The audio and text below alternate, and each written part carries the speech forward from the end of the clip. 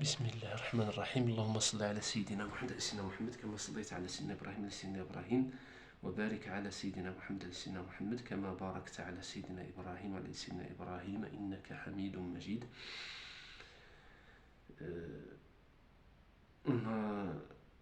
On avait parlé la dernière fois de Khaybar, de la bataille de Khaybar.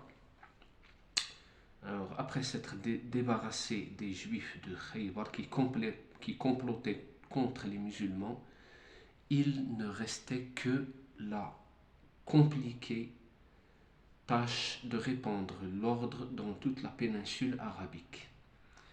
Mais les tribus arabes avaient pour mode de vie de mener des razzias entre elles. Elles menaient des razzias entre elles et pratiquaient le pillage sur les routes. Alors, il n'y avait pas de façon pour faire renier l'ordre, sauf de mener des expéditions militaires de temps à autre pour briser la force de ces tribus et les persuader à se soumettre à l'ordre. C'est ce que les musulmans vont faire. Alors, il y a eu beaucoup d'expéditions que le prophète sallam a commandé lui-même, d'autres qu'on appelle des saraya, auxquelles il n'a pas participé en se contentant de confier le commandement à l'un de ses compagnons. Alors on va commencer par citer la bataille de la Ghazwa de Dhat al-Riqa'. Il n'y a pas eu de bataille dans cette sortie-là du prophète sallallahu alayhi wa sallam.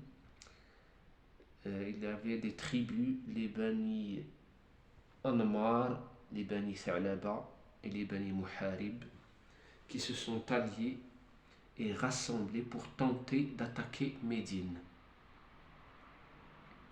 Les musulmans sont allés les rencontrer. Après 2 jours de marche, malgré leur rencontre, il n'y a pas eu de bataille. Chacun des 2 camps est revenu chez lui sain et sauf.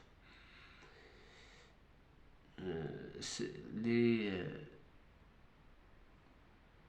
ulama de la Sira, les historiens de la Sira rapportent que les compagnons ont beaucoup souffert lors de cette sortie-là. Les conditions étaient vraiment très difficiles.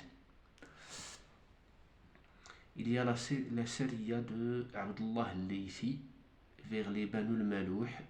Ça, c'est un commando, une sorte de commando que le prophète sallam a envoyé vers cette tribu-là qui ont assassiné un compagnon. Ce commando a réussi à venger le compagnon, puis il s'est retiré. C'est alors qu'il y a eu un grand orage dans la région. Cet orage a provoqué un immense torrent qui a empêché les Banu al-Malouh de poursuivre le commando, qui s'est retiré et revenu à Médine.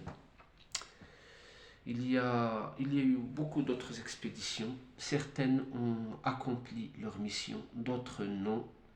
Mais en général, les musulmans ont réussi à répandre l'ordre dans la péninsule arabe et surtout dans sa partie ouest, l'ouest de la partie arabe où se trouvait Médine. L'ordre était à l'heure des musulmans. Alors ceci fait, l'année s'est écoulée et les musulmans s'apprêtaient à revenir à la Mecque pour accomplir la Umrah. Alors vous vous rappelez, quand on a parlé du traité d'Al-Hudaybiyah, les Mecquois, les Quraysh avaient exigé que les musulmans retournent à Médine et ne reviennent faire la Umrah qu'après l'écoulement de l'année, pour que les Arabes sachent que Quraysh n'a pas cédé, c'est seulement un traité. Alors on a dit que l'année s'est écoulée, les musulmans vont revenir à Médine. à la Mecque pour accomplir la Umrah. Alors tous les compagnons de l'Hudaybiyah étaient venus, sauf bien sûr ceux qui sont décédés durant l'année. Il y a eu d'autres compagnons qui sont venus faire leur Umrah, c'est leur première sortie. Après 3 jours, ayant accompli leur Umrah, les musulmans ont quitté la Mecque et sont revenus à Médine. Quraysh n'a rien tenté pour empêcher les musulmans de faire leur rituel. On peut donc conclure que Quraysh tenait donc au traité. Mais malgré cela, ils ne tarderont pas à manquer à leurs engagements. On y reviendra, Inch'Allah. On s'arrête ici, c'est tout ce qu'il y a à dire pour le moment. On parlera de ce qui s'est passé lors des dernières années de la vie du prophète sallallahu alayhi wa sallam, et puis comment Quraysh a trahi le traité.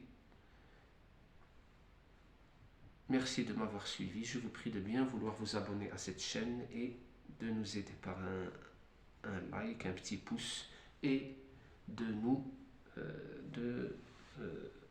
activer les alarmes pour recevoir toute nouveauté. Merci à tous. Salam alaikum wa rahmatullah.